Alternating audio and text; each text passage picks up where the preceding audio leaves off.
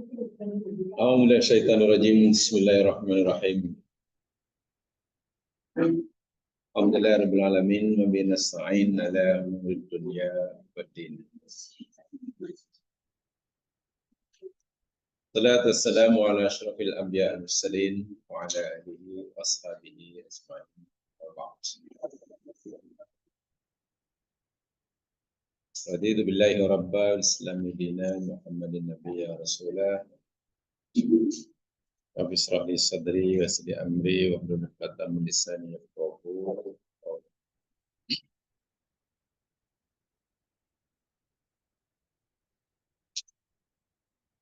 Allah kita akan teruskan tadabbur kita surat At-Thalaq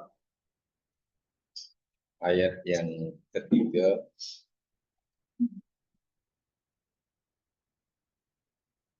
Ayat yang ketiga.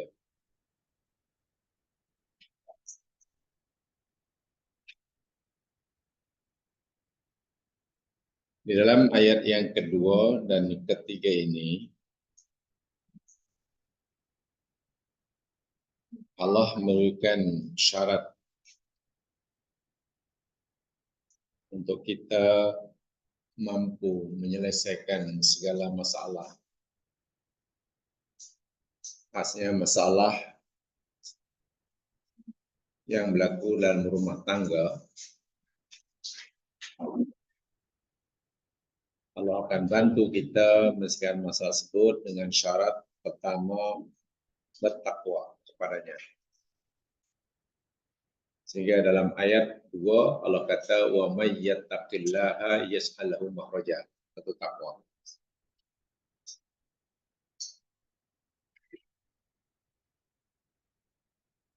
Bila seorang itu bertakwa dalam arti kata mengutamakan apa kata Allah, bukan mendahulukan apa yang diinginkan oleh dirinya, Allah berjanji akan memberikan kepada orang tersebut jalan keluar dari masalahnya, satu. Yang kedua, diberikan rezeki dari arah yang tidak disangka. Yang pertama. Yang kedua, syarat kedua untuk dapat membebaskan diri dari sekian masalah, ayat ketiga disebut wa may yatawakkal 'alallahi fa huwa hasbuh. Yang kedua, bertawakal kepada Allah. Dan Allah berjanji siapa saja yang bertawakal ke atas Allah, maka dia Allah itu hasbuhu, yang mencukupi baginya. Bahkan di sini Masya Allah digunakan masdar hasiba, makna pertama menghitung, mengira, hisab. Hasiba, makna kedua mencukupi. Masdarnya hasbun, tapi sebenarnya isim fa'ilnya hasib. Berarti ya bahasa Al-Quran hasiba. Ini makna asalnya menghitung atau mengira. Kan ada ilmu hisab. Hisab, ya. Masdarnya hasbun. Ini masdar. Masdar bahasa Melayu.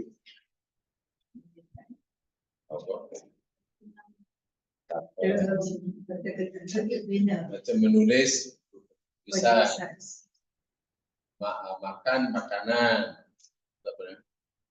bekerja pekerjaan, pekerjaan, bermain permainan, masalah lebih tanya.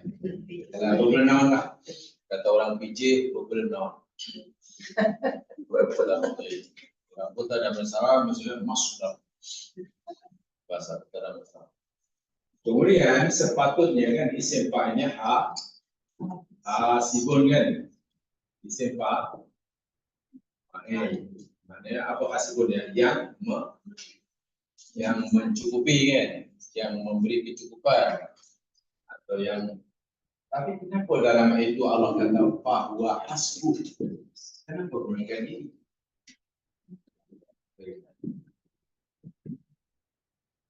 Dan terjemahannya apa? Apa terjemahannya bahwa hasbuh? Maka dia yang mencukupinya. Sedangkan mana yang bermakna, sebenarnya kalimat mana yang lebih tepat diberi makna yang mencukupi, hasbun atau hasibun? Hasibun kan sepatutnya. Hasibun itu mana yang mencukupi atau yang memberikan kecukupan. Hasbun mana apa tadi, Mas Dah? Kecukupannya. Jadi kenapa fawa hasbuhu diterjemahkan maka dia yang mencukupinya, bukan maka dia kecukupannya? Ini dalam sekali mana? Begini jamaah sekalian ya. Menurut jamaah sekalian, mana agaknya yang lebih kuat, lebih valid? Kalau saya kata maunya buah mananya? Dia laki. Huwa jamilun. Apanya? Ya, seorang yang. Nah, sekarang huwa jamalun. Jamalun kecantikan. Jamalun kecantikan. Ya. Jamilun yang cantik. Huwa jamil, dia yang cantik kan, dia orang cantik. Atau dia adalah kecantikan. Bahasa Melayu mana yang digunakan? Yang atas atau yang bawah? Sekarang katalah contoh dalam bahasa apa banyak kata Allahu adilun. Allah yang adil. Isim fa'il. Tapi dalam Al-Quran atau bahasa agama tidak ada Allahu adil, yang ada Allahu al-adlu. Adlu itu maksudnya keadilan. Betul.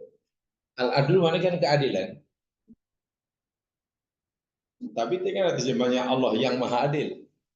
Begini. Masdar itu yakni hasbun, jamalun, adlun, apalagi lah nasionalisnya. Bila ia dijadikan khobar atau dijadikan predikat dalam bahasa Melayu, betul ya? Khobar itu predikat ya. Predikat atau predikat? Ya, sesudah predikat lah. Predikat. Bahasa Melayu predikat, saya predikat. Supaya berbeza lah. Itu membawa makna balik. Balik itu maknanya bersangatan. Ya, makna bersangatan. Jadi kalau saya kata Allah, dia adalah cantik, wa jamil, dia cantik. Mungkin cantik dari segi aspek tertentu saja. Mungkin paras mukanya, mungkin tutur katanya sah aja. Mungkin cantik dari segi kukunya saja, yang lain tak cantik. Boleh jadi. Tapi kalau huwa jamal, dia itu adalah kecantikan.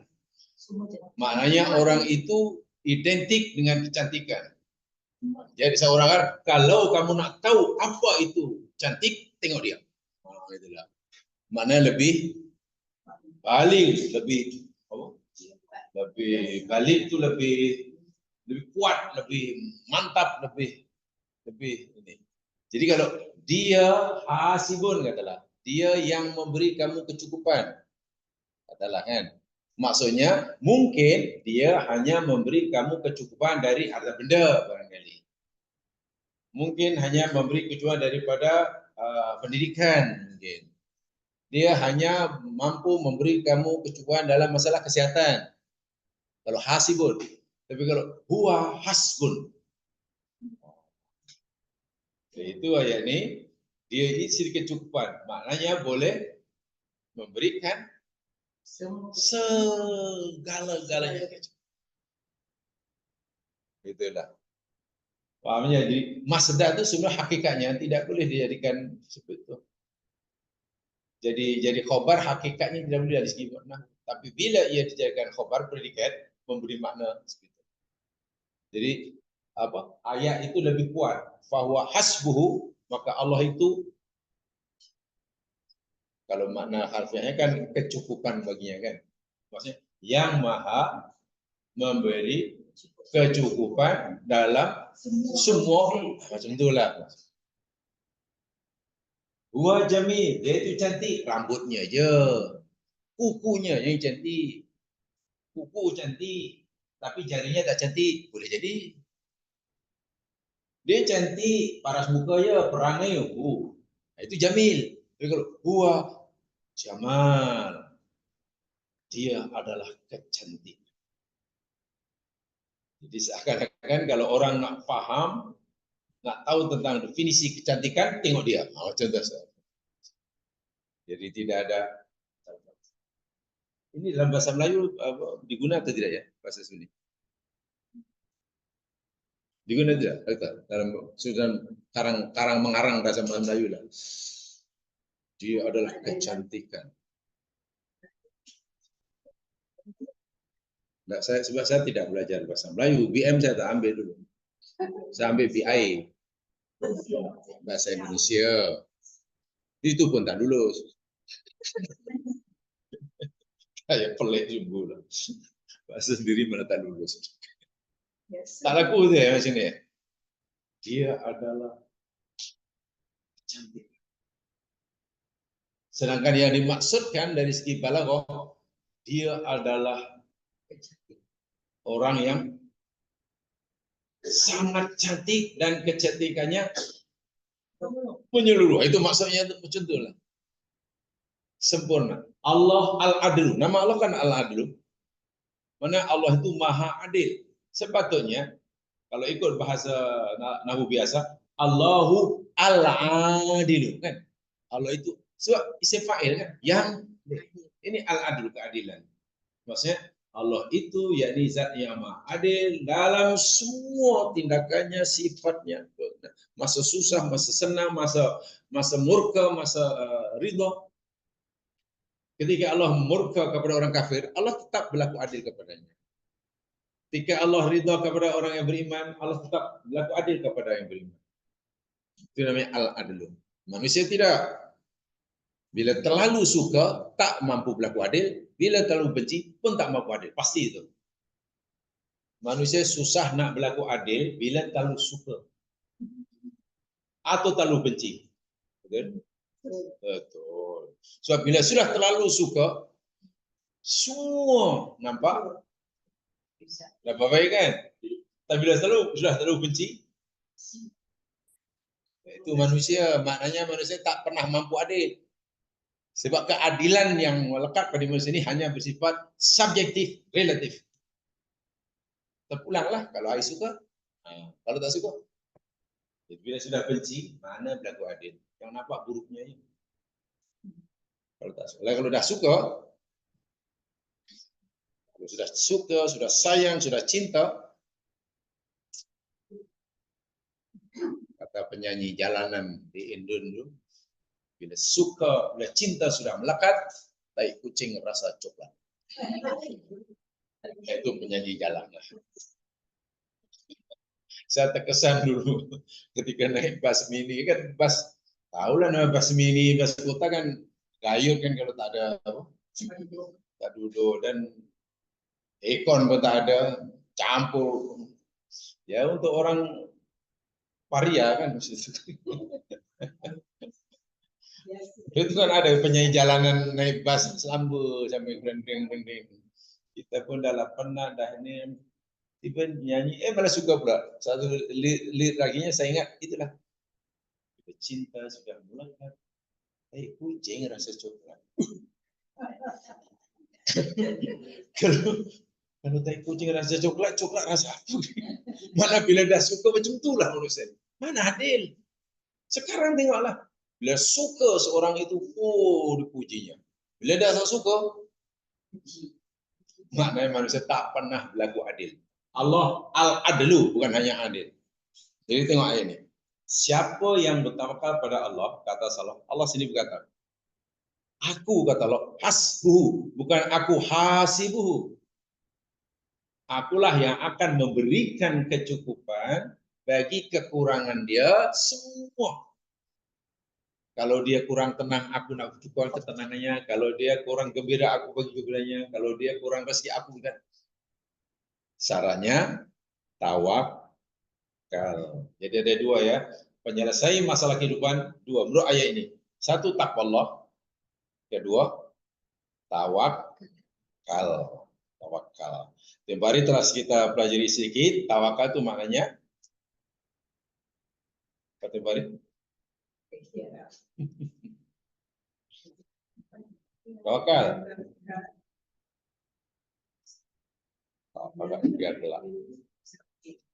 I'timadul qalbi 'ala Allah azza wa jalla. Menyandarkan hati kepada Allah Subhanahu wa taala fistijlabil masalih wa daf'il madar. Dalam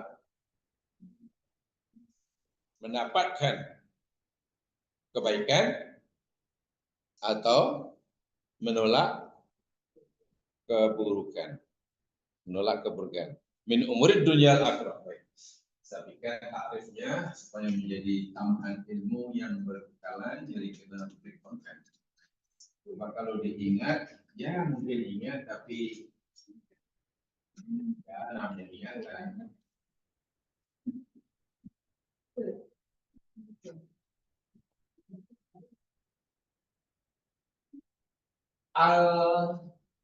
At-tawakkul huwa tawakkul huwa timadi qalbi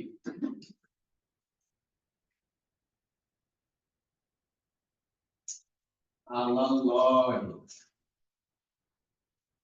Ta'ala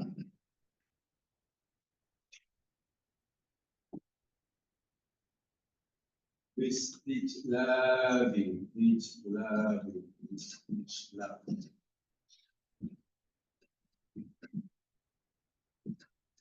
manafik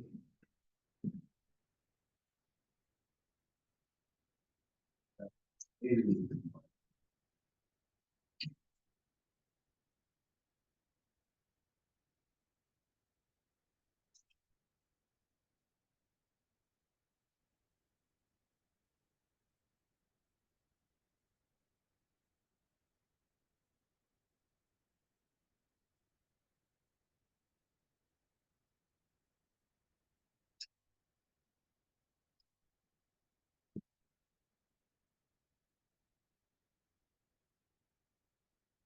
Ini versi yang paling ringkas,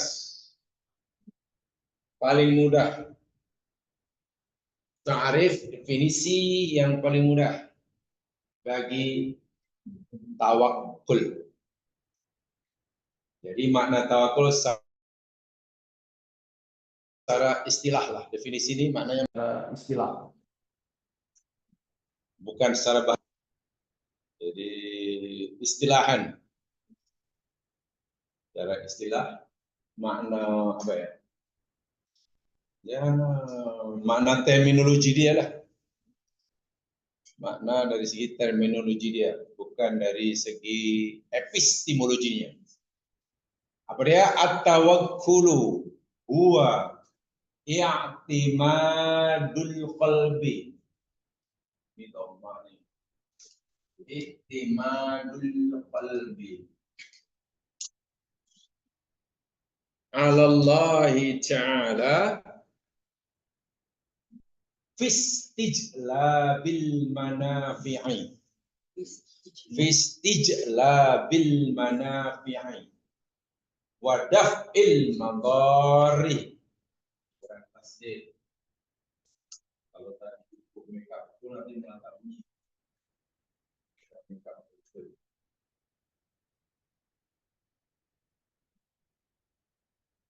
wa daf'il madarri min umur dunya wal akhirah.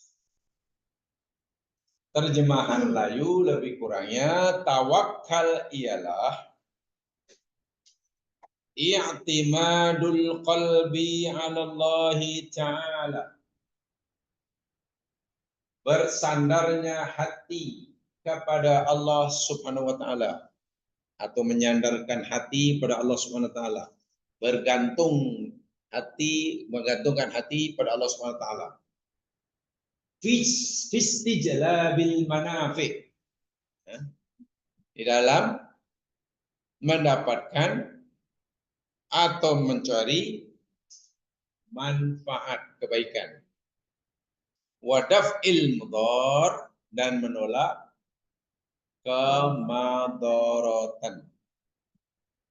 Min umuri dunya, daripada urusan-urusan dunia, wal akhirah, dan urusan tak kiralah dalam urusan dunia kah atau akhirat kah. Jadi contoh, katalah kita nak sehat karena kita sakit. Kita sakit dan kita ingin sehat. Kemudian kita berusaha, berubat. Kesehatan adalah manafi. Kesehatan adalah salah satu contoh manafi. Manafi atau madhar kesehatan? Sehat. Manfaat kan? Benda yang manfaat kan? Jadi kita nakkan manfaat. Apa manfaat yang kita maukan, yang kita cari? Kesehatan. Sehat. Kena sakit. Dalam kita berusaha, berubat, sehat, karena kita nakkan kesehatan, sehat, sembuh itu munafik. Pada masa hati kita hanya bergantung harap, hati kita hanya menyerahkan segala keputusan kepada Allah. Baik, kesehatan itu masalah dunia atau masalah akhirat? Dunia.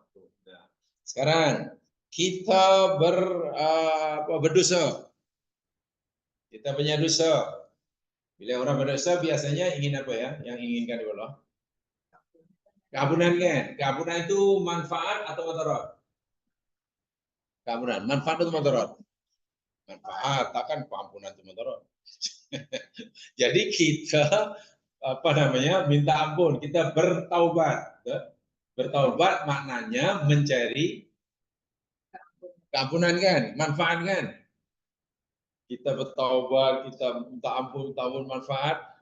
Setelah kita berusaha, kena taubat, buat itu, buat ini, dan hati kita mesti bergantung sangat, berharap sangat hanya pada Allah, bukan pada yang lain.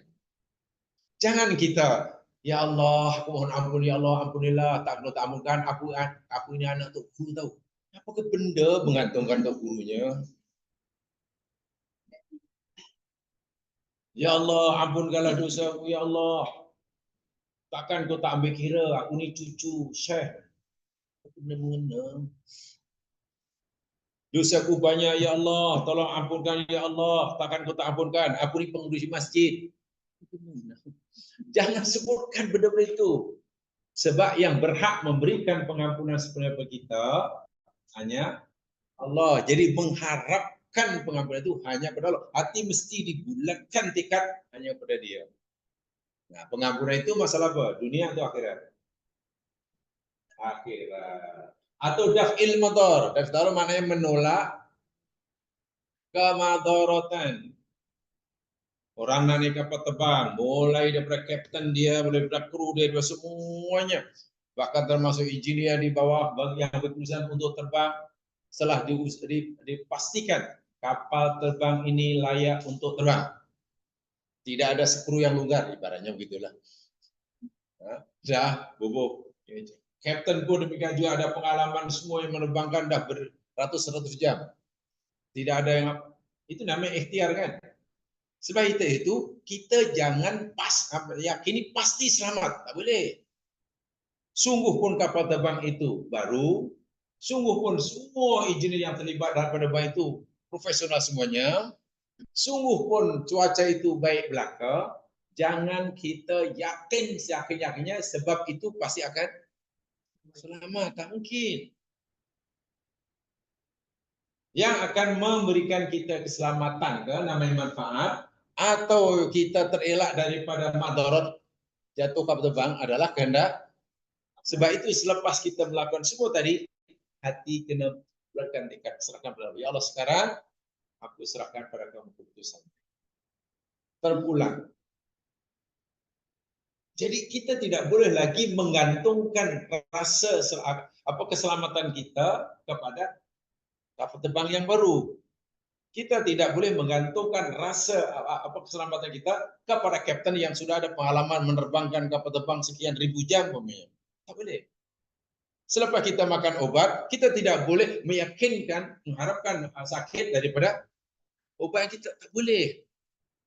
Meyakini bahwa obat itu yang akan menjadi menyembuhkan penyakitnya, jatuhlah namanya syirik asbab. Jadi kita hanya mengatakan, ya Allah, hamba-Mu telah melakukan sebagaimana apa yang Kamu perintahkan. Sekarang keputusan ya Allah terpulang kepada kita, serahkan itu namanya. Ya Allah, kembali saya kata, ya Allah, hamba-Mu ini lapar dan hamba-Mu ingin kenyang ya Allah. Lalu Allah kata, kalau kamu nak kenyang makan deh, itu kan nasi. Lalu kita makan. Nah, makan itu ikhtiar. Ya, makan itu ikhtiar. Masalahnya apakah selepas kita makan, kita lapar kemudian kita makan, kita pasti kenyang? Belum tentu, itu terpulang pada Allah. Jika Allah kehendaki kita kenyang selepas makan, kehendak Allah lah. Tapi apakah Allah tidak kuasa? Katalah, apakah Allah tidak kuasa jika Allah menghendaki kita tetap lapar walaupun selepas makan satu dulang? Kuasa. Jadi Allah tetap berkuasa. Jika Allah menghendaki, kita tetap lapar walaupun selepas makan satu dulang.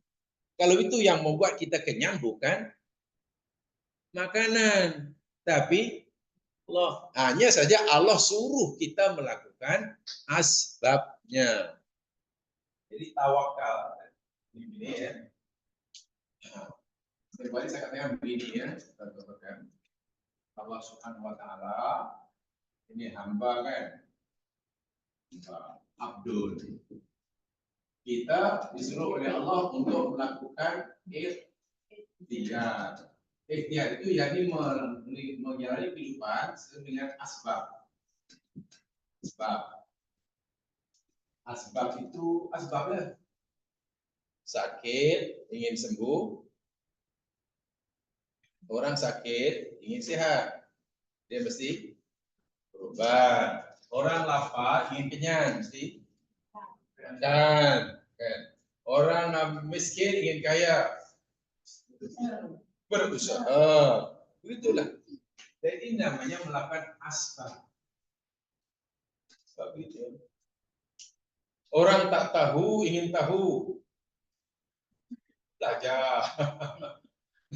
Kita hanya disuruh ikhtiar dengan melakukan asbab. Itu saja.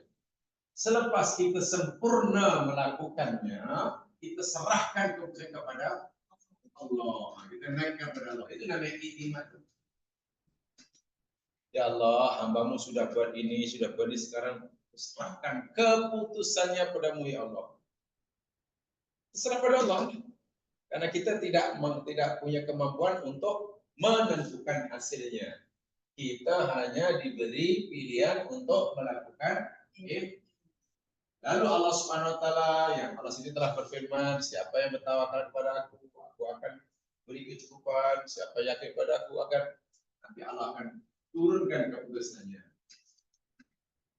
daripada Allah. Keputusan Allah yang Allah turunkan pada kita selepas kita melakukan ikhtiar, sama ada keputusan Allah itu sesuai dengan keinginan kita atau tidak sesuai dengan kita, itu namanya qadha.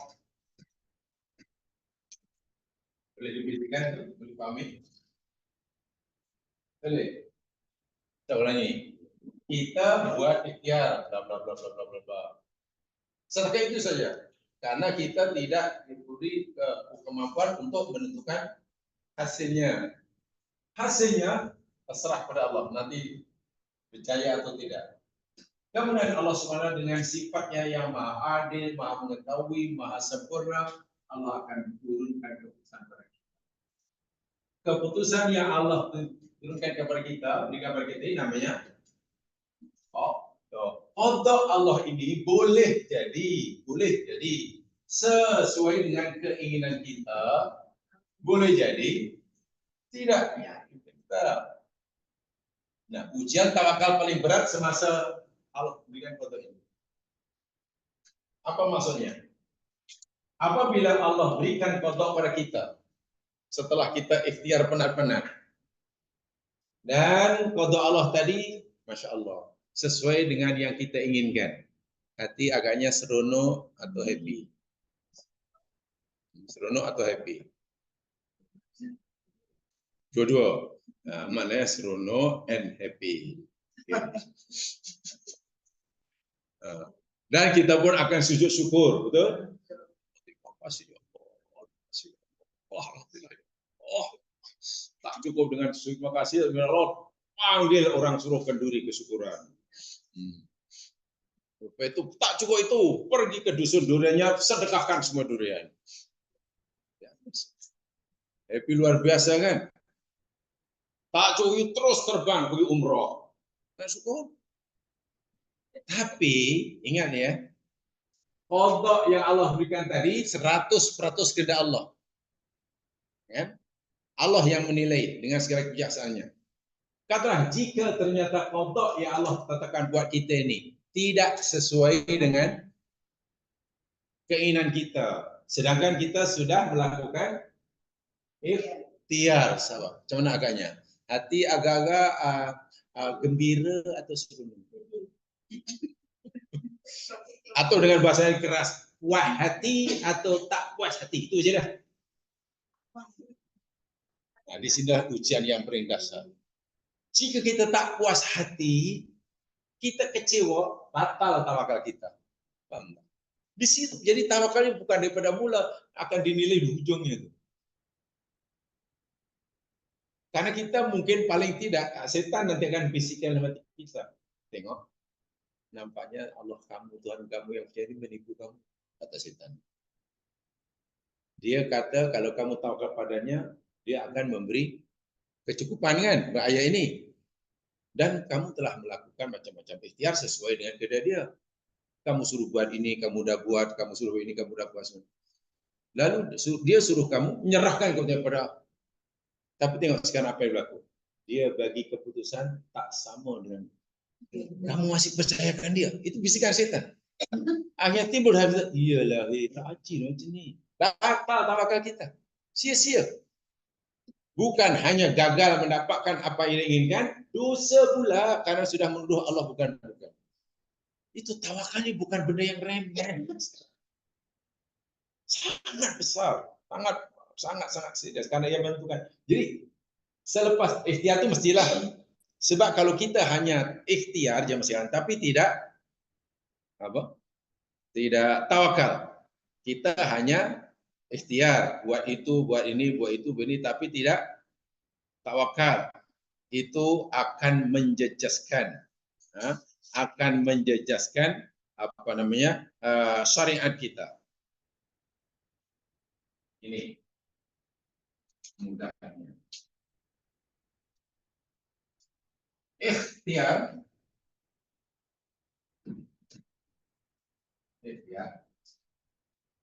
tanpa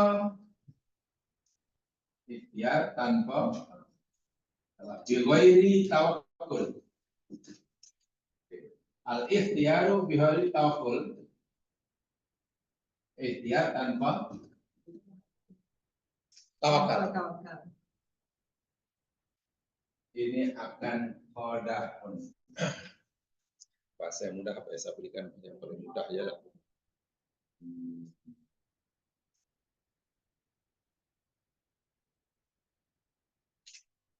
kalimat yang mudah seperti istilah qodahun. Qodah itu maknanya mencederakan, melukai, mencederakan,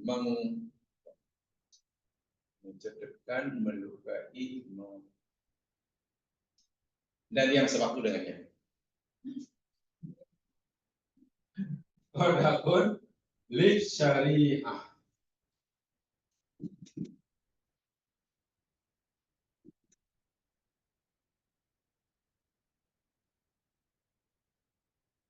Qodahun li syariah.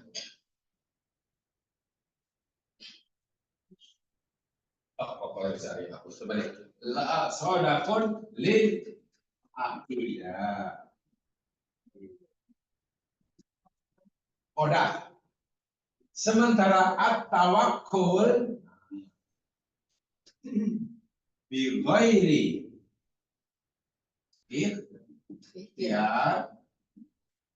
ikhtiar, tawakal tanpa ikhtiar itu qodahun, mencederai, melukai, menjejaskan, li syariah. Ini kesimpulannya. Orang yang hanya berikhtiar tetapi tidak bertawakal, tidak menyerahkan keputusan hasilnya kepada Allah karena memang tak percaya pada Allah, maka orang itu terjejas akidahnya. Terjejas akidahnya. Jika orang itu percaya Allah lah. Kalau orang tidak percaya Allah memang orang kafir ya. Agaknya orang bukan Islam, agaknya ada tauhid, yang menyerahkan segala kebutuhan pada Tuhan. Atau yakin 100% masa depan kita boleh kita tentukan sendiri. Kalau kita buat ini pasti begini, kalau begini pasti ini. Adakah dalam pikiran mereka ada terlintas pikiran, ada keyakinan, ada campur tangan Tuhan yang mereka sehingga perlu serahkan? Nah, itu orang kafir. Tapi kalau orang mukmin, katalah hanya ikhtiar tanpa tawakal, terjejas akidahnya. Itu maksudnya. Terjejas akidahnya. Apalagi kalau dia mempercayai 100% percaya atau tidak itu bergantung kepada ikhtiarnya. Oh, itu udah syirik, namanya syirik asbab. Ya, ada nama syirik asbab. Makan obat, sakit, makan obat, yakin bahwa obat itulah yang menyembuhkan penyakitnya. Tanpa campur tangan Allah. Syirik. Itu ikhtiar tanpa tawakal. Sebaliknya, tawakal saja tanpa ikhtiar. Tawakal yang tawakal Tuhan Allah, bila tawakal. Baca syahadah, baca sholawat 3 kali, satu nafas telan. Kita boleh habiskan. Tawakal tanpa ikhtiar menjejaskan syariat orang. Syariatnya rusak, agamanya rusak.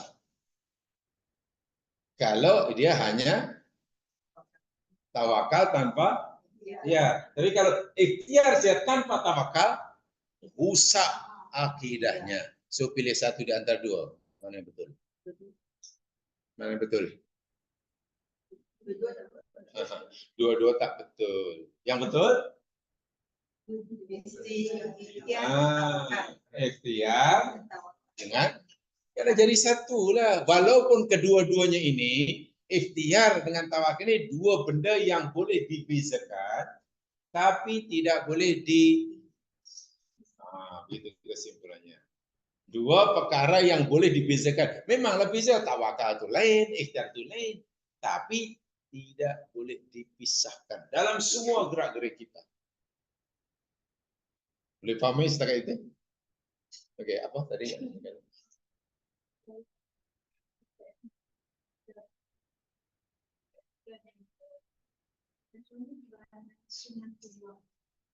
Ya.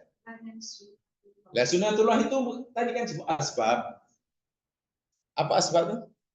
Apa ikhtiar itu? Oh, nanti lupa pula. Apa ikhtiar ya? Menurut jamaah sekalian, ikhtiar ini apa ya? Definisi ikhtiar. Definisi. Makna nih, terminologi ikhtiar. Takut nanti ikhtiar tuh ya deh. Ikhtiar. Ikhtiar itu jamaah sekalian menjalani kehidupan sesuai dengan sunnatullah dan syariatullah. Tolong dicatat. Menjalani kehidupan sesuai dengan ketentuan sunnatullah dan syariatullah. Tadi saya katakan, kalau orang sakit ingin sembuh, dia mesti berobat, kan? Berobat itu maknanya apa? Ikhtiar. Kalau itu cara ikhtiar yang betul bagi orang yang sakit ingin sembuh apa? Ya, berobat yang sesuai dengan sunnatullah, berpilihan sesuai dengan sunnatullah. Sunnatullah itu apa? Cek sakit apa? Sakit perut. Oh, sakit perut. Saya dokter. Oh, puncanya ini.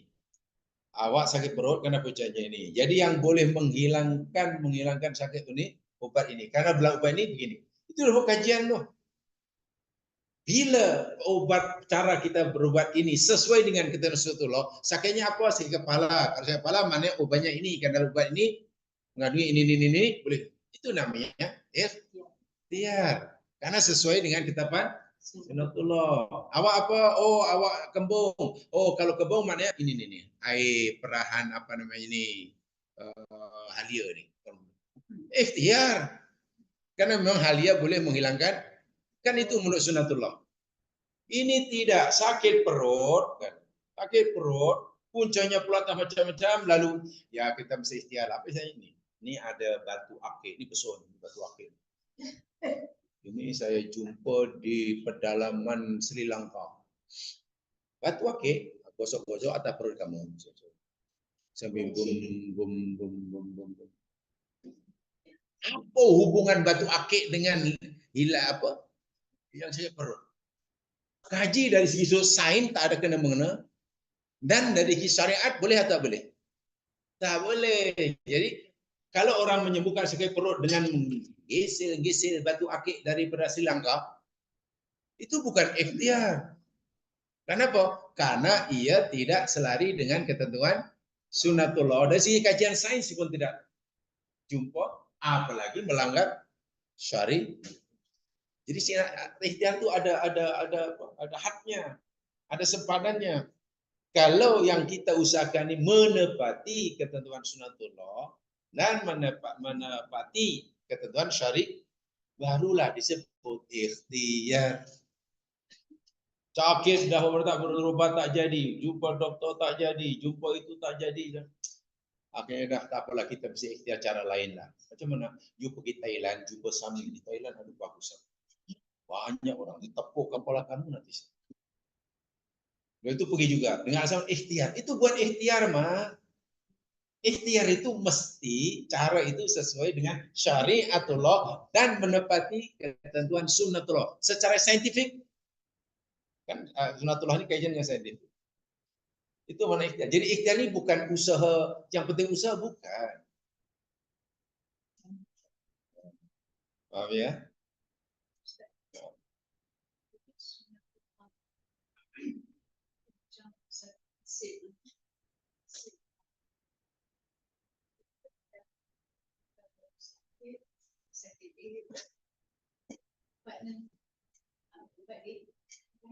Di dalam prinsip itu dia tak masukkan kesan yang sakit untuk menggunakan baik, dia akan baiklah macam tak boleh kita masukkan dalam sunnah Islam. Saya faham ya. Maksudnya kita sunatullah itu mengatakan kalau kita biar itu dari sedikit, kita akan sembuh. Tak boleh begitu. Tak boleh. Tak boleh. Yang menunjukkan Allah hanya obat yang kita makan itu hendaklah dapatlah kepastian secara saintifik oleh pakarnya memang sesuai untuk obat yang penyakit yang dideritanya. Contoh mudah lah, tak payah obat pening-pening. Bila kita lapar, apa sunatullah yang boleh sunatullah yang boleh menghilangkan kita kenyang? Makan. Itu namanya sunatullah. Tak masuk dalam konsep sunatullah. Macam mana? Tak masuk kenyang. Masuk dalam prinsip sunatullah. Lapar, makan, kenyang. Bersatu bagi. Dan itu memang sunatullah lah. Itu sunatullah itu.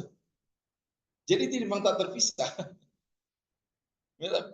Untuk menghilangkan lapar, makan itu sunatullahnya. Tetapi kita jangan meyakini bahwa yang menghilangkan lapar kita itu sebab makan. Sebab berkesan atau tidaknya makanan menghilangkan kita lapar itu bergantung pada kehendak Allah.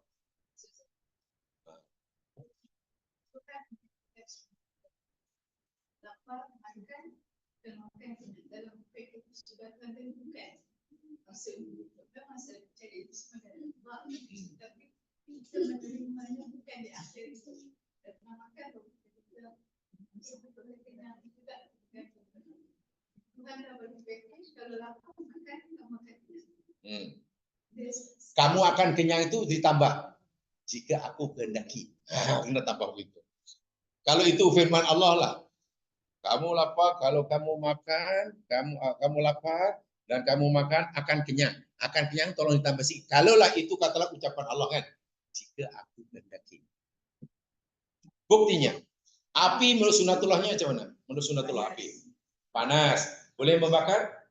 Boleh.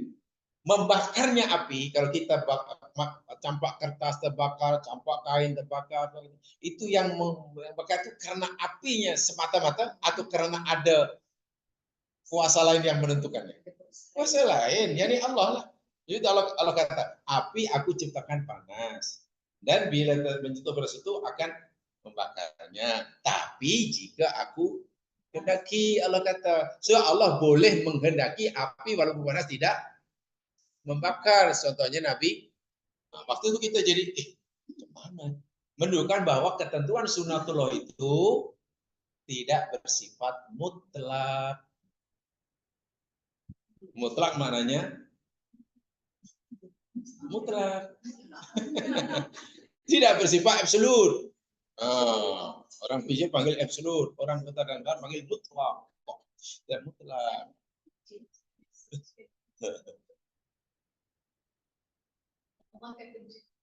Aku menghendaki kalau kamu lapar, lakukan sebagai jadi kalau makan akan.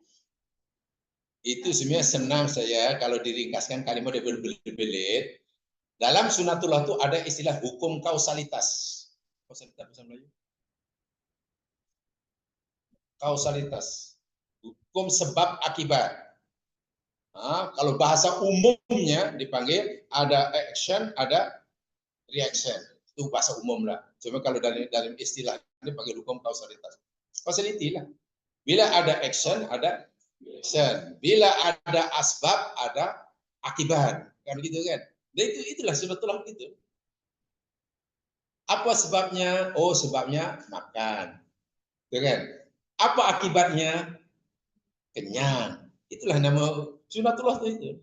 Tetapi lagi-lagi Allah menetapkan sebab itu berkesan atau tidaknya tidak bersifat mutlak. Maknanya jika Allah kehendaki ya adalah akibatnya. Sebab makan akibatnya mesti kenyang. Tapi adakah kenyang itu mesti? Ya. Hanya dalam kehidupan sehari-hari Allah lebih banyak menghendaki sunnatullahnya itu berjalan seperti biasa. So itu bila kita makan kenyang, bila kita terjatuh patah kaki, bila orang terbenam dalam air mati. Itu yang berlaku. Tetapi karena Allah nak tunjukkan bahwa sebab itu tidak bersifat mutlak, Allah tunjukkan. Contoh, Nabi Yunus dimakan, ditelan di ikan, dan pun ikan tuh, ikan pula menyelam dasar laut, tapi tak. Nah, tuh. Berarti orang mati karena tenggelam atau karena apa? Karena Allah. Jadi sesekali Allah tunjukkan tuh, contoh itu nak beritahu kepada kita bahwa asbab itu hanya bersifat relatif. Api membakar, api panas, ya begitulah yang berlaku setiap hari. Tapi supaya kita ini tidak ya terlalu yakin bahwa karena api semata-mata yang akan membakar, maka Allah tunjukkan. Jangan kamu pikir api itu punya kuasa sendiri boleh makan. Kalau aku kendaki bakar, kalau tidak sejuk dia. Lalu Allah tunjukkan pada Nabi Ibrahim. Tapi itu jarang-jarang Allah tak lakukan setiap hari. Kalau sehari kita kacau. Allah ada beritahu ini cili, aku yang cipta, rasanya panas, apa rasanya pedas. Tuh. Kalau kamu nak pedas, ambil cili. Dan itu akan berlaku bertahun-tahun, berpuluh tahun. Tapi ingat, sifat pedasnya cili itu tidak bersifat mutlak. Tapi Allah selalu menghendaki ia pedas. Bukan bermakna Allah tidak berkuasa menghendaki menjadi manis. Tapi baikkan kalau kehendak Allah ini bertukar-tukar pagi petang cili. Pagi-pagi ambil tadi, pedas, bagus buat cili. Sekali dililit, manis pula. Hidup jadi susah, pasti susah. Dan itu kehendak Allah. Baik, saya tunjukkan ya ayatnya. Dan ini penting sekali betul. Tujuannya Allah tunjukkan itu ya tentang hakikatnya ya, tentang hakikatnya. Jangan agar kita tidak meyakini bahwa sunatullah itu bersifat mutlak. Bila ini pasti ini, bukan. Pasti itu tidak ada. Kalaupun bila orang makan akan kenyang jika Allah kehendaki. Bila orang sakit berobat akan sehat bila Allah kehendaki. Orang tenggelam mati jika Allah itu sentiasa idza syaa, insya. Sana bisa satu contoh. Lihat firman Allah Subhanahu wa taala, yakni ketika ini pernyataan pada sahabat Nabi ya. Dalam surah apa ya?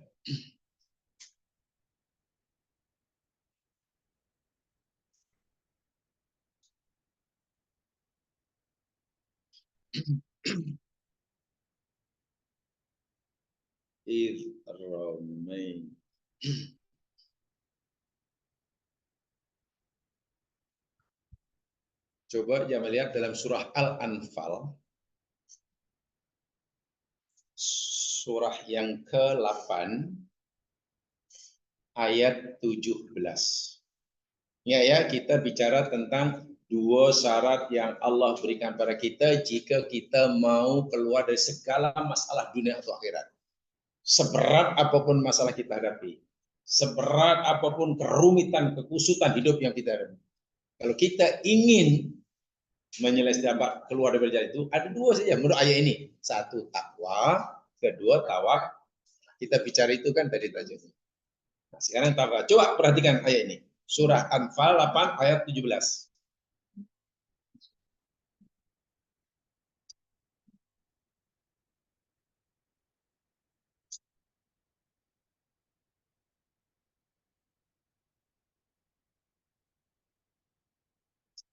Ayat ini diturunkan oleh Allah selepas berlakunya perang Badar. Okay. Dan semua kita maklum dalam peperangan Badar antara tentara Islam di bawah panglima perangnya Nabi Muhammad SAW melawan orang kafir ya, dengan jumlah askar kafir yang 3 kali ganda daripada jumlah tentara Islam. Orang Islam hanya 300 lebih, orang kafir 1000 lebih. Dan orang Islam memberi kejayaan yang gila-gemilang dan perang Badar ini peperangan yang pertama kali ya antara mukmin dan kafir ini. Berkemenangan luar biasa, 70 orang kafir mati dibunuh di medan perang. Bahkan termasuk ketua mereka namanya Abu Jahal mati itu. 70 dari orang kafir ditawan, jadi tawanan perang. dan harta benda mereka orang kafir dirampas jadi rampasan perang. Itu kali pertama orang Islam mendapat rampasan perang. Luar biasa. Baik. Dari segi psikologi, coba kita bayangkan kita lah. Bila kita katalah berperang melawan musuh, jumlah kita hanya 300 orang. Musuhnya 1000 lebih. Persenjataan kita serba kurang berbanding mereka. Dari segi pengalaman, kita tak ada pengalaman perang. Musuh pula sudah, orang kafir sudah ada pengalaman perang karena mereka ini membakat gaduh sesama kaum mereka. Gaduh tu hampir tiap bulan. Orang mukmin tak ada bakat perang. Di atas ketah agaknya macam mana? Sebelum berperang, kalau kita nak meramalkan lah, agaknya siapa yang menang, siapa yang kalah. Di atas ketah ni. 300, persenjataan kurang, pengalaman tak ada, orang dan belum bersedia untuk perang karena keluar itu tapi bukan untuk berperang. Orang kafir pula jumlahnya ramai, senjata lengkap dan terlatih pula. Atas ketah pasti kalah kan? Tiba-tiba kita menang. Okey, agak-agak lah. Selepas kemenangan itu macam mana agak perasaan kita. Kalau kita yang menang lah, jumlah sedikit, nampaknya orang ramalkan semua kita, suara ramal kita kalah, tapi yang menang. Akhirnya hati kita macam ni.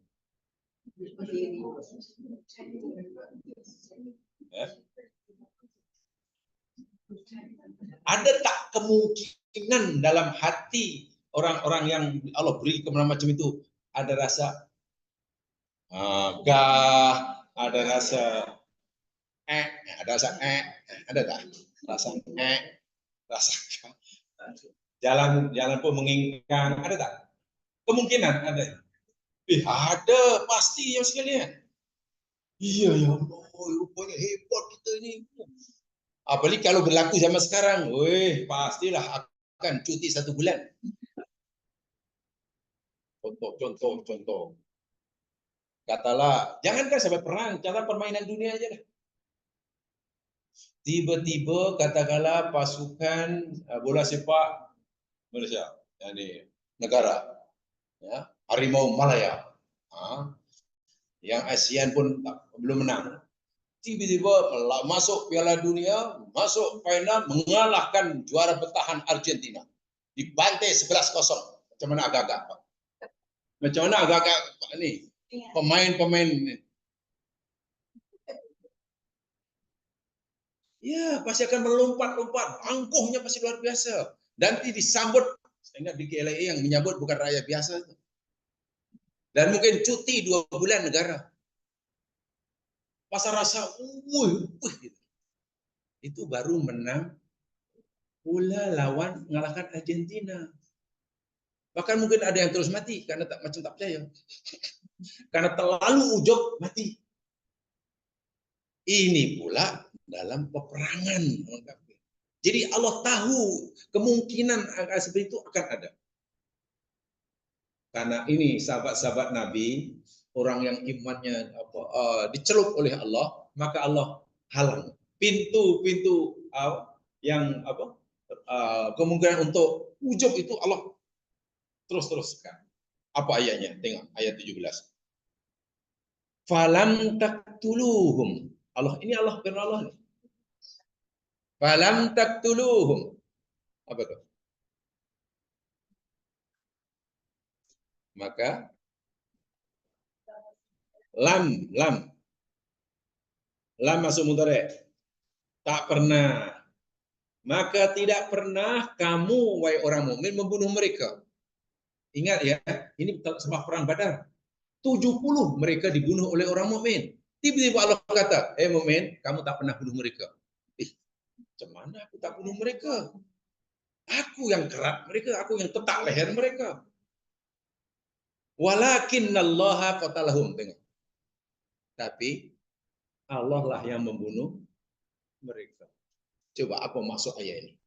Dan ini diturunkan selepas perang Badar ketika orang mukmin sedang mengalami kebiraan bersama Pada. Euforia kan? Euforia yang ini. Tiba-tiba Allah kata, bukan kamu yang bunuh mereka lah, aku, kata Allah. Hah? Jadi yang menyebabkan mereka mati bukan kamu, aku, kata Allah. Yang membunuh mereka bukan kamu, aku. Orang mukmin bukan akan jawab, ya kalau orang mukmin itu iman tak kuat, ya Allah, tapi aku masih ingat pedang itu di tanganku. Aku hayun kan.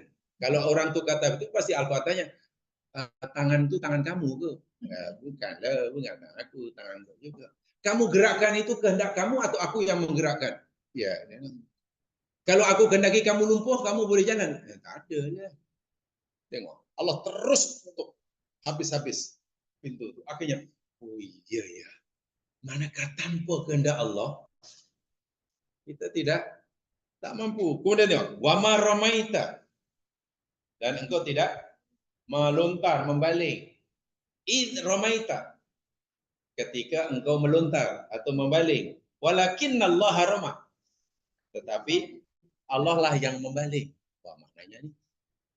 Dalam perang Badar, dalam peperangan masa dahulu, salah satu senjata itu bukan hanya tombak, bukan hanya pedang, tapi tombak, panah, kan terkena musuh.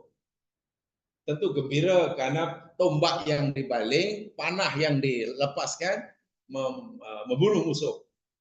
Tapi Allah, dan mungkin bangga. Tapi Allah kata, bukan kamulah yang lontar, tapi aku, kata Allah. Rasul SAW waktu itu sebelum berlaku peperangan ambil pasir, lalu Nabi paling ke depan ke arah musuh. Tiba-tiba muka musuh, muka orang-orang kafir, semuanya macam terkena pasir, terbawa pasir, semua. Walau orang kafir itu masih jaraknya masih jauh daripada Rasul. Jarak Nabi dengan orang kafir ketika Nabi baling pasir itu jauh, tak mungkin sampai. Tapi muka orang kafir semuanya terkena pasir. Baik, dari segi zahir, dari segi sunnatullah, kalau kita ambil pasir, lalu kita baling pasir ke depan, di padang pasir ini, bukan di dalam rumah ya. Agaknya jatuhnya berapa kilometer ke depan? Nah, berapa kilometer boleh? Pasir ya, bukan batu. Paling-paling kaki kan? Kaki. Paling-paling jatuh. Masalahnya, sunatullah hanya mengatakan tuh depan. Tapi kenapa sampai ke muka musuh yang masih berada di yang sangat jauh? Sebab itu baratnya, kamu jangan bangga. Kamu banding pasir, aku yang mau. Itulah maksudnya. Jadi sunatullah itu yang dikatakan oleh Nabi baling itu, menetak orang kafir yang dikatakan oleh orang mukmin itu hanya asbab. Betul? Asbab. Akibatnya orang itu mati kan? Akibatnya mereka muka terkena, pertanyaannya, adakah asbab itu yang menyebabkan mereka mati? Adakah balingan itu yang bikin muka mereka terkena pasir? Tidak.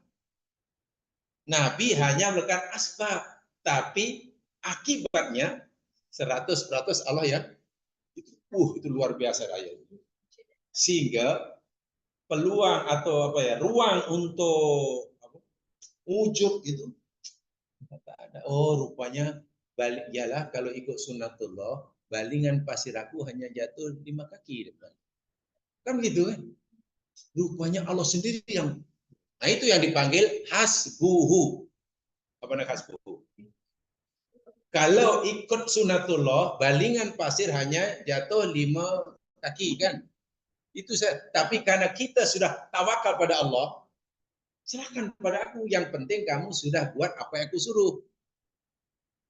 Adapun jarak yang masih sekian meter, aku sendiri akan menyampaikan. Insyaallah.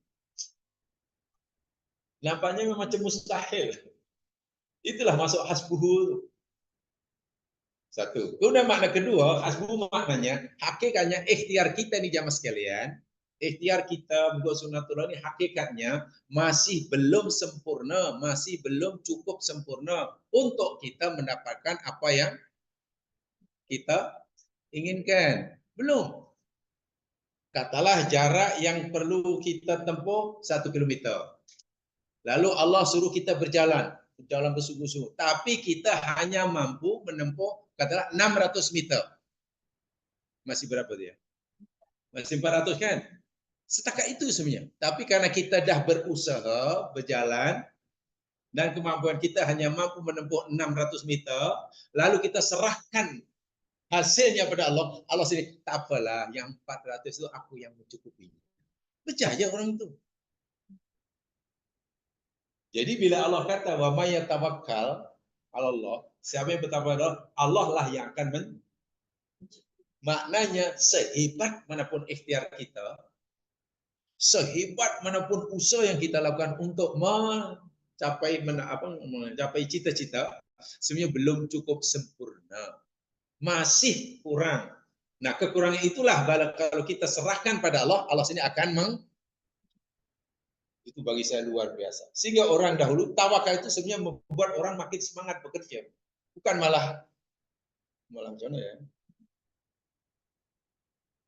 Bukan malah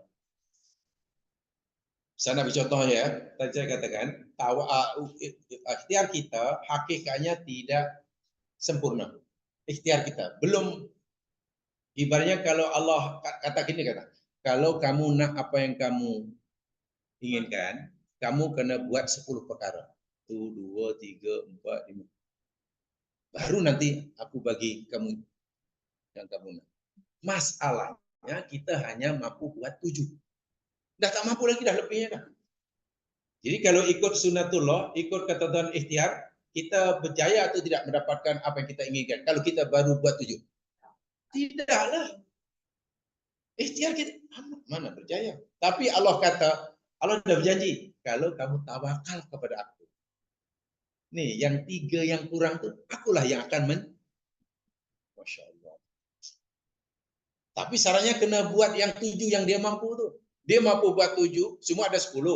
Dan dia ada mampu buat 7, tapi tak nak buat. Apalah tawakal tu kalau Allah tawakal. Nah, itu maknanya orang tarti syariah itu. Tarti syariah. Syariahnya hancur orang seperti ini. Atau ikhtiar tapi tak. Itu orang Jepun, orang Tiongkok. Baik, saya nantikan ayatnya ya. Ayatnya paling mungkin mudah dapat membantu kita memahami dengan mudah. Tadi saya katakan, jadi kalau kita disuruh ikhtiar bukannya cerita agama ya. Jadi katalah kita ikhtiar. Kita mesti sampai di sini, katalah. 1, 2, 3, 4, 5, 6, 7, 8, 9, 10. 10. Kita sini 1. Kita baru mendapatkan apa yang kita perlukan bila kita telah berjaya naik panjat 3, 10. Ada 10 baru dapat. Dan kita berusaha 1, 2. Masa kita baru sampai di sini, dah tak, nafas dah tak ada. Nafas ada dah. Kalau ikut ketentuan sunatullah, kita gagal atau berjaya mendapatkan apa yang kita nak. Gagal 100%. Gagal. Tapi Islam mengajar kita tidak gagal. Kamu akan berjaya. Syaratnya kamu, kalau kamu hanya mengandalkan kemampuan kamu, memang jauh lah. Kenapa kamu tak serahkannya kepada aku, kata Allah. Nah, yang 3 itu nanti yang Allah akan bahwa sehingga orang tawakal orang sangat cergas, sangat rajin, bukan orang yang berpeluk tubuh, bertopang dagu, sambil menghitung bintang. 1, 2, 3. Baik, saya beri itu contoh. Lihat firman Allah Subhanahu wa taala. Di dalam surah Ali Imran. Pertama surah Ali Imran dulu lah. Ayat 37.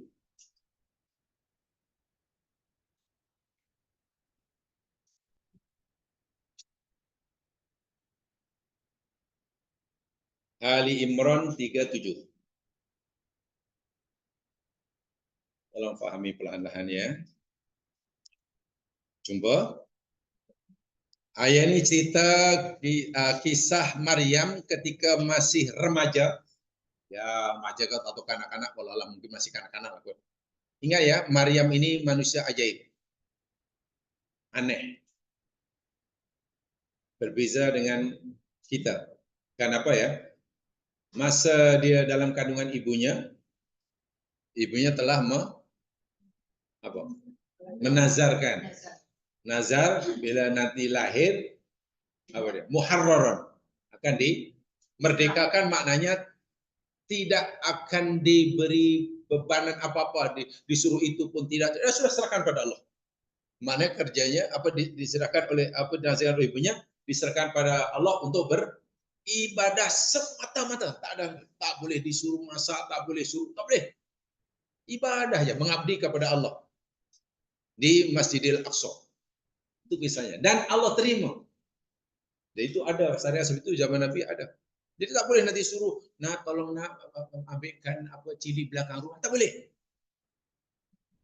Karena dia sudah dinazarkan oleh ibunya dan Allah terima nazarnya hanya untuk beribadah semata. Puji Allah aja lah. Itu oleh Nabi Zakaria sebagai bapak asuhnya dibuatkan mihrab. Mihrab itu apa ya? Yalah, mihrab lah.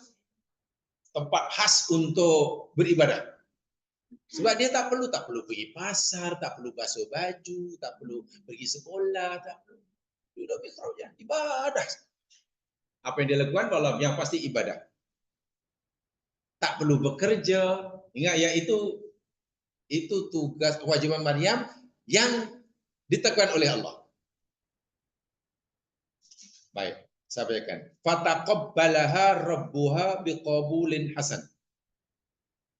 Lalu Allah telah Tuhannya, mana Tuhan ibu Maryam telah menerima nazar ibunya itu. Ibunya namanya Hannah. Ibu Maryam namanya Hannah. Tapi tak ada Yuh lah. Kalau sekarang kan ada anak Yuh. Hannah itu nama ibu Maryam. Bagus itu. Tapi Yuhnya tak ada lah. Dia adik ibu Maryam ini adik beradik dengan istri Nabi Zakaria, gitulah. Jadi bila Zakaria akhirnya dapat hak untuk mengasuh, menjaga Maryam itu, ya bukan orang lain lah, anak saudara kan, anak saudara istrinya kan. Jadi panggil Nabi Zakaria ini, ya Pak Cik lah. Itulah Pak panggilnya, Pak Tua panggilnya, Pak Tua. Jadi ibu Maryam yang menazar ini adik beradik istri Nabi Zakaria. Namanya Hannah, istri Nabi Zakaria namanya Elizabeth. Elizabeth itu nama istri Nabi Zakaria. Jadi muslimah itu, Elizabeth itu muslimah. Adapun Elizabeth Chong itu lain namanya. Tengok, Allah Tuhan terima biqabulin hasan, dengan penerimaan yang baik. Bahasa mudahnya, wahai Hannah hambaku, ya, aku terima nazarmu. Anakmu ini kamu serahkan pada aku dan aku terima kata Allah. Merdeka. Karena sudah terima dari Allah, mak bapak dan siapa dah tak ada hak lah untuk menyuruh itu, suruh ini, untuk mengatur masa depannya. Tak ada hak. Allah sendiri akan menentukannya. Wa ambataha nabatan hasanah. Tengok. Dan Allah telah menumbuhkan dari perkembangan fisikal dan jiwanya nabatan hasanah. Pertumbuhan yang sangat-sangat baik. Budak ini cepat besar, sehat walafiat. Walaupun waktu itu masa lahir tak ada pun bidan. Walaupun tak ada buatlah suntikan itu bayi itu. Iya. Ya, dah terima macam mana? Maknanya mak dia, ayahnya sudah meninggal, tak ada kewajiban apa-apa, sudah. Allah sendiri akan menjaganya, kesehatannya, bahkan pertumbuhan fisikalnya sangat-sangat bagus. Nabatan hasan. Dari segi jiwanya pun, jadi otaknya cerdas. wa kaffalaha Zakaria, dan telah mengasuhnya, yang telah mengasuh Maryam adalah Nabi Zakaria yang dapat undi itulah. Karena dahulu padi-padi rahib-rahib Yahudi berebut nak punya hak untuk mela ini. Kan ini anak istimewa nih, diserah pada Allah. Jadi satu kehormatan, satu kemuliaan, siapa yang berjaya dapat mempunyai hak pembelaan kepada belaan ini. Tapi Nabi Zakaria dapat. Lalu Nabi Zakaria buatkan mihrab karena tidak ada kewajiban nak sapi itu nak jaga kesehatan, jangan, kalau sudah jaga kesehatannya, tak perlu ikhtiar. Seronoknya jadi Maryam. Dah maksudnya pilihan Tuhan.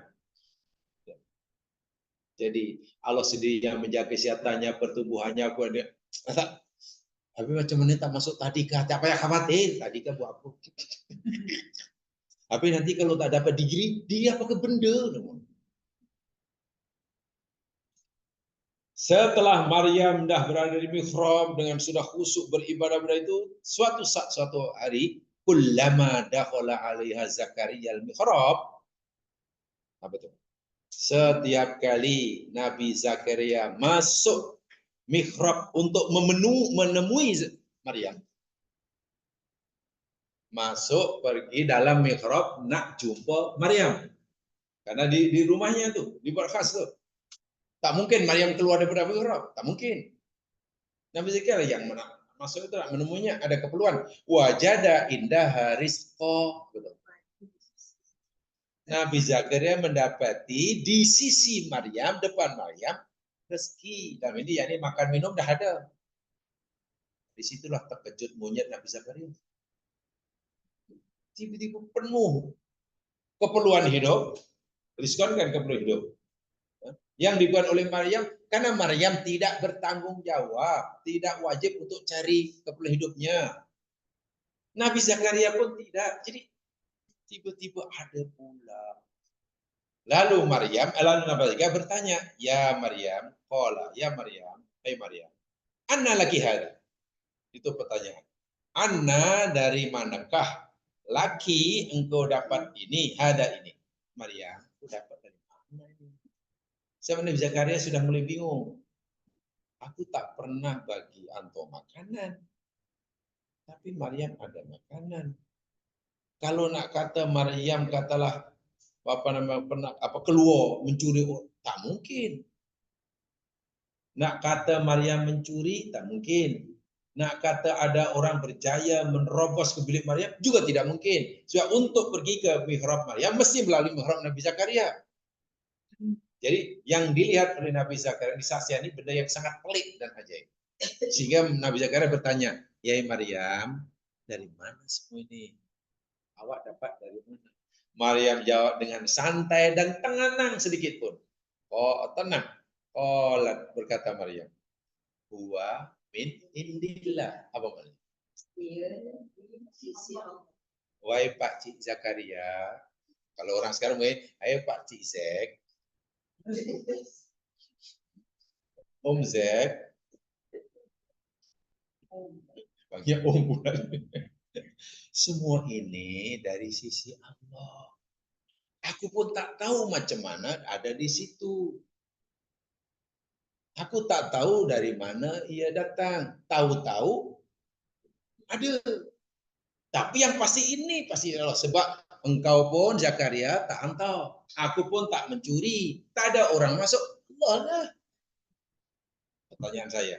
Adakah Allah bagi rezeki yang menjadi keperluan hidup Maryam ini melalui asbab? Pertanyaan saya. Pertanyaan saya, ada tak? Tidak kan?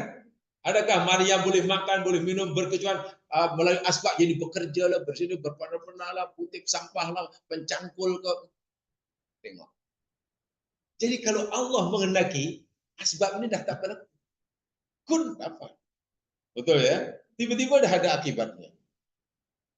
Itu bukti bahwa Allah Subhanahu wa taala ini jamaah sekalian ya. Apa segala sesuatu yang berlaku ini 100% kehendak Allah. Sama ada asbabnya ataupun tidak. Tapi bagi kita sekarang, yang kita ini bukan Maryam, Untuk mendapatkan akibat kita mesti melakukan Nah, ini untuk kita. Jangan alah tak apalah, tak pakai kerja pun Maryam tu bagi. Maksudnya kita bukan Maryam. Tahu dirilah. Rumah terbakar kemudian masuk api, nak ambil barang. Kata, lah Allah Maha Kuasa, kalau Allah kendaki sejuk-sejuk. Karena pernah berlaku dalam iya itu untuk Ibrahim, Khalilullah. Kita bukan Ibrahim, kita Yem. Jadi kita ini kadang salah guna ayat. Makom Ibrahim sudah Khalilullah, maka Allah perlakukan seperti itu. Campak dalam api, api sejuk. Yang makom kita ini, nah, kita bukan Khalilullah. Paham ya? Tengok di sini. Tanpa sebab. Maryam kata dari sisi Allah. Innallaha yarzuqu may yasha' bighairi hisab. Allah itu boleh beri rezeki pada siapa yang dia kehendaki tanpa baik. Dalam hal ini kita boleh bicara ikhtiar atau tidak dalam hal ini? Tak ada lagi. Karena memang Maryam tidak diberi peluang untuk ikhtiar. Kerjanya hanya ibadah. Tapi ini tidak perlu dicontohi oleh kita. Jangan menjalin kehidupan kayak Maryam alaihissalam. Walaupun namanya Maryam. Walaupun namanya Maryam, tak boleh. Maryam ke Maryam benar. Nah, Allah nak tunjuk bahwa kamu jangan pikir asbab itu bersifat mutlak. Tidak. Aku boleh batalkan, kata Allah, bila-bila masa. Bila aku kehendaki, orang boleh mendapatkan apa yang dia perlukan tanpa melakukan apa-apa ikhtiar. Itu maksudnya. Tapi, katakan Allah tidak selalu menunjukkan seperti ini setiap hari. Kalau setiap hari nanti tak ada orang kerja. Paham ya? Ini jelas betul-betul ikhtiar memang terbatal. Maknanya tak perlulah, bukan terbatal, tak perlu. Karena Maryam memang tidak diberi peluang oleh Allah untuk ikhtiar. Karena ibunya telah menyerahkan pada Allah dan Allah terima. Sehingga hidup matinya, gerak diamnya, makan, lapor, kenyangnya 100% kepada Allah. Tak perlu berusaha. Tapi tengok, ketika Maryam dalam kes yang lain, Maryam mengandung, kemudian bersalin, melahirkan anaknya, lihat dalam surah Maryam ayat 25. Jadi ayat ini jangan dipertentangkan ya, ini Allah nak menjelaskan sebab kisahnya lain. Maryam 25. Ini tidak berlawanan ayat ini. Maryam 25 ini ceritanya yakni ketika Maryam sudah agak remaja, lalu menyendiri, muhrabnya jauh daripada kampungnya. Ketika saya beribadah, Jibril datang memberitahu bahwa Allah nak bagi Maryam anak. Betul ya, bagi anak. Maryam terkejut, macam mana aku nak punya anak sedangkan aku belum bersuami. Aku pun bukan perempuan jahat. Tapi Jibril kata, begitulah Allah menghendaki. Ringkas kata, ketika Maryam dah mengandung, kandungannya makin besar, tiba masa untuk bersalin, Maryam pergi menjauhkan diri lagi daripada kampung halamannya. Cari tempat yang sunyi. Bukan malah pergi balik kampung. Bukan cari klinik. Malah pergi makin jauh daripada kampung halamannya. Seorang diri Maryam bersalin dengan anak dan mencarilah tempat bersandar, pokok kamar. Pertanyaannya, seorang Maryam, perempuan muda tanpa suami, bersalin seorang diri, agak-agak waktu itu dahaga,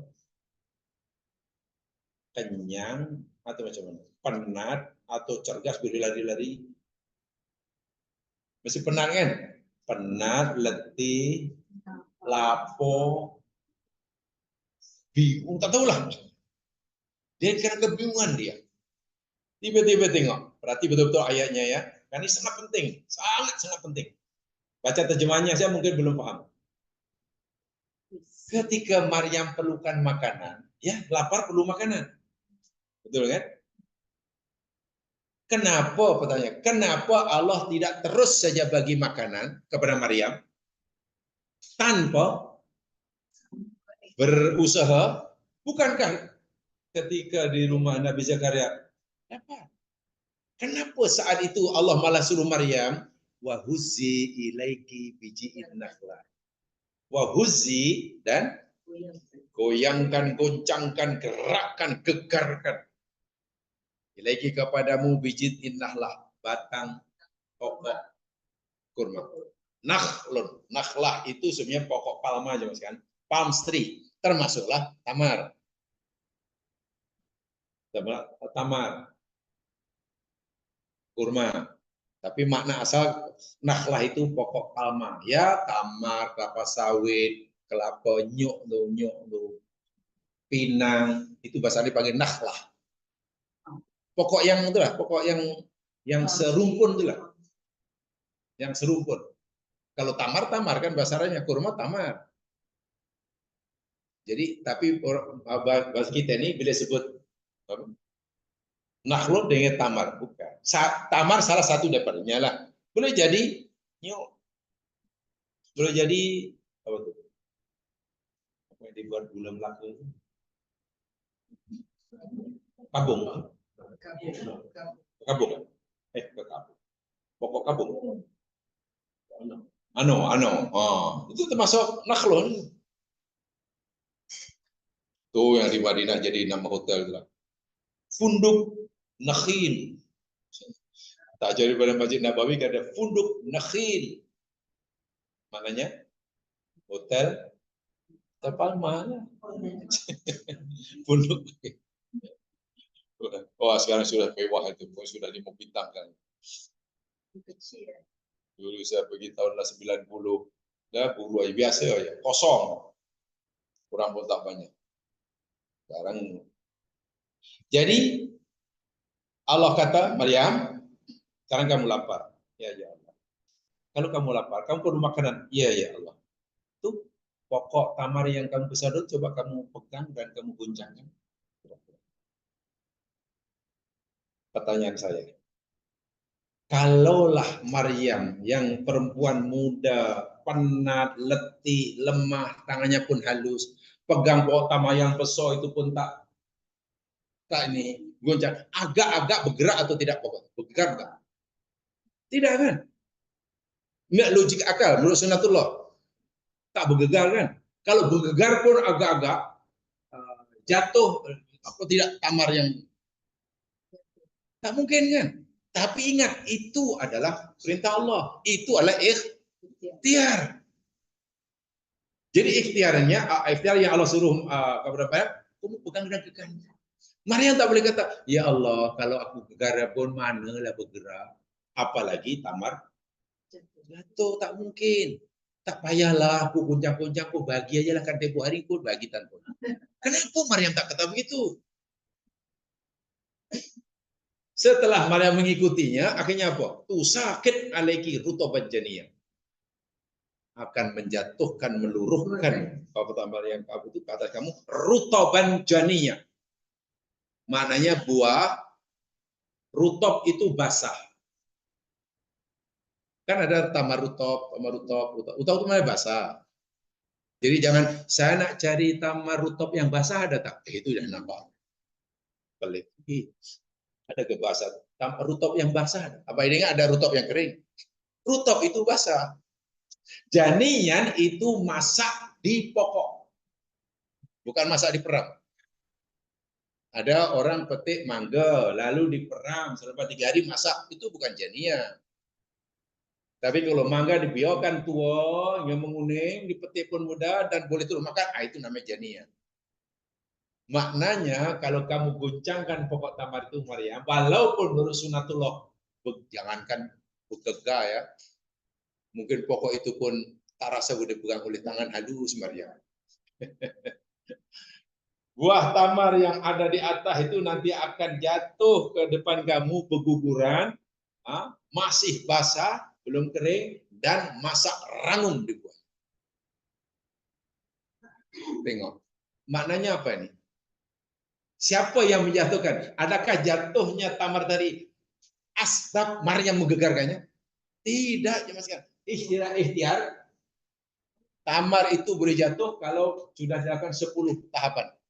Tapi Maryam hanya baru dapat 1 tahapan. Itu saya lihat. Karena 1 tahapan itu Maryam mampu melakukannya, patuh pada Allah tanpa menyoal, dan selebihnya diserahkan kepada Allah. Allah kata, hai Maryam, aku tahu. Aku suruh kamu untuk ikhtiar dan kamu ikhtiar walaupun kamu hanya mampu menaiki 1 tangga. Tak apa, jangan khawatir. Yang selebihnya 9 tangga itu aku yang akan mencukupinya. Jatuh itu. Tapi kalau Maryam protes lah, ya Allah memenang dari aku. Bahagia aja lah kalau enggak nak bagi. Dulu pun. Artinya selagi kita ini masih ada ruang untuk berikhtiar, jangan tinggalkan. Itulah. Sekecil apapun ruangan. Ini ayat ini memberi maksud begitu. Barulah kita tawak. Ini kadang-kadang ruang peluang untuk ikhtiar masih kuat terus tawakal ke Allah. Itu memang tak betul sangat. Itu sangat-sangat mencemar pahaman agama. Tidak boleh itu. Sekecil apapun peluang untuk kita ikhtiar, selagi ada. Baiklah kalau pintu ikhtiar sudah tertutup, itu tak. Allah pun tak suruh kita ikhtiar lah. Contoh 3 orang terperangkap dalam gua. Betul? Zaman hadis Nabi. Ingin keluar, pintu gua tertutup dengan batu besar. Mereka coba alihkan, walaupun bertiga bersatu tenaga, tak mampu mengalihkannya. Apa coba yang dia lakukan? Yang boleh dilakukan? Mereka ingin keluar dari pintu gua, tapi pintu gua tertutup dengan batu. Nak memperbaiki, tak ada orang tahu. Nak buat panggilan telepon, Maxis belum ada. Coba macam mana? Coba apa ikhtiar yang dilakukan? Dari segi sunatullah, tak ada. Ikhtiar dalam arti kata menjalani kehidupan sesuai dengan sunatullah, tak ada. Akhirnya Allahumma ya Allah, daulah. Itulah terus. Akhirnya pintu gua itu Masya Allah. Jadi cara memahami tawakal itu jangan terus saudara, mesti secara komprehensif. Secara holistik dan komprehensif. Tapi kalau tajazuk pasti salah. Dan ayatnya sebenarnya banyak ya, rujukannya. Sangat-sangat banyak sekali. Dalam Quran banyak sekali. Perintah ikhtiar ada, perintah tawakal pun ada. Dan hendaklah digabungkan kedua-dua. Ikhtiar benda yang lain, tawakal benda yang lain. Walaupun benda yang berbeza, tapi tidak boleh dipisah. So, dalam surah Al-Imran ayat 37 jadi Allah berikan itulah contoh tawakal yang bulat sebelumnya ketika orang itu tertutup peluang untuk ikhtiar bahkan tidak wajib ikhtiar. Bagi Maryam ketika ada Al-Imran 37 dah tak wajib ikhtiar dah. Bukan tertutup peluang ikhtiar. Orang yang tertutup peluang untuk ikhtiar contohnya orang yang terpanggil dalam pintu dalam gua itulah 3 orang itulah. Sebaliknya surah Maryam ayat 25 waktu itu Maryam ada ruang untuk ikhtiar. Walaupun hanya kadang saya terfikir baca ayat ini. Masa kenapa Allah suruh Maryam? Wah jika Maryam tak goncangkan pun Allah berkuasa memberi makanan kan? Kenapa mesti itu? Lagi pula kalau Maryam goncangkan pun tak ada kesan apa-apa pada pokoknya. Itu dalam sekali maknanya. Maknanya ya ini selagi ada ruang dan peluang untuk ikhtiar jangan diabaikan. Tak boleh. Sebab ikhtiar itu ibadah. Sebab kadang-kadang kan Allah tak apalah, tak apalah, tawakal aja lah. Kalau kita buat pun benar, bukannya bijak sangat. Lah, itu ilmu agama mana? Memenat aja. Bukan ibadah memenat cuman. Ikhtiar itu ibadah, mas sekalian. Ibadah. Jadi dapat pahala. Adapun hasilnya nanti berjaya sesuai dengan yang kita kenal atau tidak itu bukan lagi urusan kita gitu lah. Prinsipkan Allah jika Allah beri sebagaimana yang kita kendaki ya kita bersyukur bahwa Allah itu maha pengasih penyayang. Bila yang Allah berikan pada kita qada itu tidak sama dengan yang kita kendaki, maka kita yakin bahwa kita ini lemah, Allah maha kuat. Kan senang tuh ya. Yang kita usahakan tak berjaya. Akhirnya, oh rupanya saya ni la haula wala quwata illa billah. Oh rupanya Allah Maha Kuasa. Kan tambah imannya kan.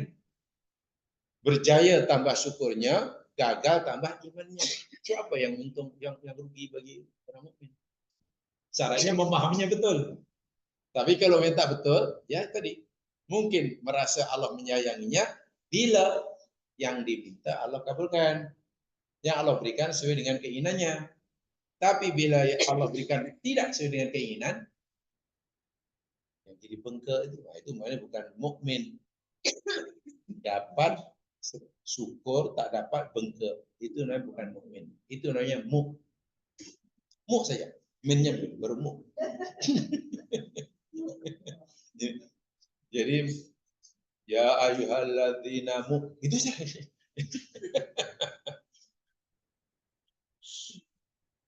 Boleh difahami? Sebenarnya ini satu tajuk yang panjang ya. Saya pernah menyampaikan bab di panjang dalam buku Madarijus Salikin. Kaitan dengan tazkiyatun nafsi. Tapi tak apalah karena ini perkara sambilan dalam ayat ini, ya saya pikir sudah cukup. Jadi kalau orang itu, saya katakan ini bukan masalah keluarga saja, masalah apa yang kita di dunia ini. Pasti kita ada masalah. Masalah anak, masalah perniagaan, masalah apa, masalah apa. Kalau kita ingin keluar daripada masalah kita, keluar saja kata Allah. Dalam surah Tolak ya, takwallah dan tawakal ala Allah. Tak ada lain. Tapi kena difahami betul apa makna takwallah dan apa makna tawakal. Sebab kalau tawakal salah arti, ya tak jadi juga. Tawakal dan makna yang kita pelajari tadi. Tapi kalau tawakal maknanya apa ya? So, kadang-kadang orang meminta tawakal ini macam sikap apa ya? Sikap tawakal mana bersikap pasif, bersikap jus orang yang tawakal menurut apa yang kita pelajari tadi ya Mas kan, pasti jiwanya penuh dengan apa namanya sikap apa optimistik. Sebab tawakal yang banyak dipahami orang malah membuat orang tuh apa ada lah tak ada apa lah. Wahab ikhtiar, pintu ikhtiar di depannya masih terbuka luas. Kenapa tak dilakukan? Jadi orang tuh di apa namanya berdosa karena meninggalkan.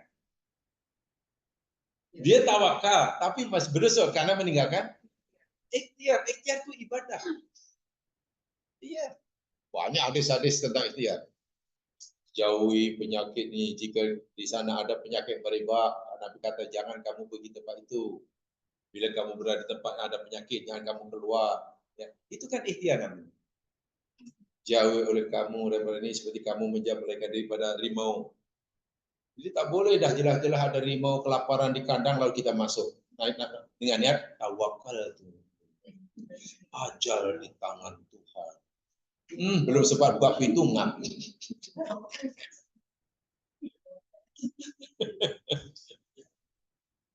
yang macam itu dia tak nak tawakal pula ya. Kalau suruh masuk kandang rimau malah tak mau tawakal pula. Dia mesti takut kan? Mana boleh. Tawakal itu tak jadi.